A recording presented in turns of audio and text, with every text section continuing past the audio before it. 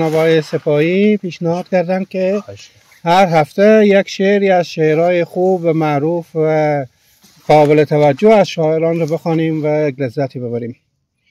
برای این هفته هم شعر کدیبه که امروز اتفاقا صحبتش پیش آمد انتخاب شد و گفتیم این رو بخوانیم.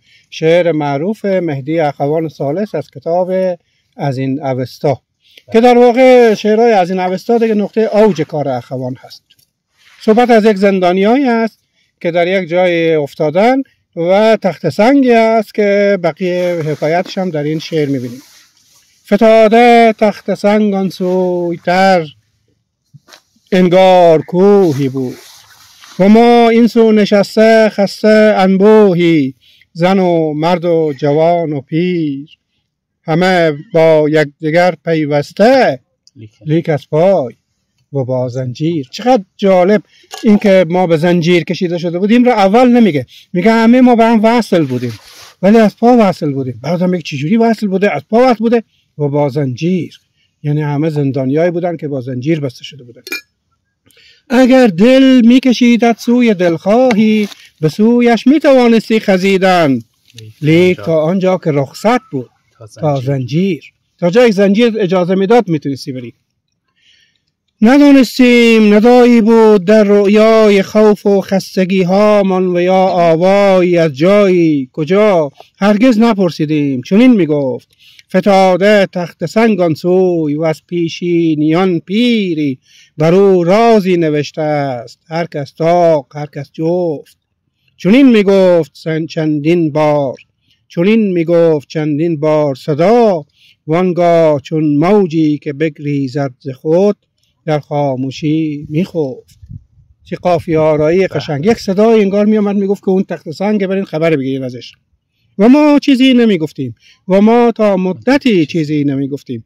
پس از آن نیز تنها در نگهمان بود اگر گاهی گروهی شک و پرسش ایستاده بود و دیگر خستگی بود و فراموشی و حتی در نگهمان نیز خاموشی و تخت سنگ آن سو افتاده بود. شبی که لعنت از مهتاب میبارید. چقدر قشنگه. لعنت از مهتاب میبارید و پاهامان ورم میکرد و میخارید. یکی از ما که زنجیرش کمی سنگین تر از ما بود لعنت کرد گوشش را و نالان گفت باید رفت. گوشش را لعنت کرد، از بس عصبانی بود. و ما با خستگی گفتیم لعنت بیش بادا گوشمان را، چشممان را نیست. یعنی ما آمدیم گفتیم نه تنها گوش، چشممان لعنت، ولی بریم. باید رفت و رفتیم و خزان، یعنی خزیده رفتیم تا جایی که تخت سنگ آنجا بود. یکی از ما، حالا پیشتر گفته بود یکی از ما که زنجیرش کمی سنگین تر از ما بود. یک قرینه سازی میکنه. الان باز یکی میگه که زنجیرش راحتر بود، یعنی آزادتر بود، میتونست بره و بالا. یکی از ما که زنجیرش راحتر بود بالا رفت، آنگه خواند کسی راز مرا داند که از این رو و آن رویم بگرداند. یعنی زیر این تخت سنگ یک رازی نوشته، بعد برگردونی اون راز رو بخونی، احتمالاً راز آزادی مای عزیزاندان مثلا. و ما با لذتی راز غبارآلود را مثل دعایی زیر لب تکرار میکردیم و شب جلیلی بود پر مهتاب. بعد دیگه میگه که حالا وقتی که میرن و تکون میدن سنگ میخوان جابجا کنن، دقیقاً اون چیز رو توصیف میکنه. جملاتی که میگن حالا یک دو سه دیگر بار، حالا یک دو سه دیگر بار، عرق ریزان عزا دشنام گاهی گریه هم کردیم. حالا از این یک دو سه زینسان بارها بسیار چه سنگین بود. حالا جالبه چون سنگ برگردوندن میگه سنگین بود این پیروزی، چه سنگین بود اما سر شیرین بود پیروزی.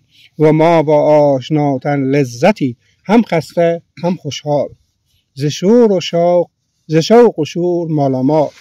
بعد یکی از ما که زنجیرش سبکتر بود به جهد ما درودی گفت و بالا رفت. خط پوشیده را از خاک و گل بسترد و با خود خواند. اینجا یک تعلیق عجیبی اخوان ایجاد میکنه. همه منتظرن و این انتظار را اصلا در جان آدم رسوب میده. خط پوشیده را از خاک و گل بسترد و با خود خواند و ما بیتاب. لبش را با زبان تر کرد، ما نیز آنچنان کردیم و ساکت ماند. نگاهی کرد سوی ما و ساکت ماند. دوباره خواند، خیره ماند. پنداری زبانش مرد. نگاهش را ربوده بود، ناپیدای دورا نگاه میکرد. ما خروشیدیم، بخوان. و همچنان خاموش. برای ما بخوان. خیره به ما ساکت نگاه میکرد. پس از لختی در انسنایی که زنجیرش صدا میکرد فرود آمد. گرفتیمش که پنداری که میافتاد، نشاندیمش، به دست ما و دست خیش لعنت کرد. هنوز نمیگه جریان چیه. چه خواندی هان؟ مکید آب دهانش را و گفت آرام. نوشته بود همان کسی راز مرا داند که از این رو و آن رویم بگرداند. نشستیم و به مهتاب و شب روشن نگه کردیم و شب شط علیلی بود. بیشتر گفته بود شط جلیلی بود و الان و شب شط علیلی. پشت تخت سنگم همون چیز نوشته بود. عالی استاد.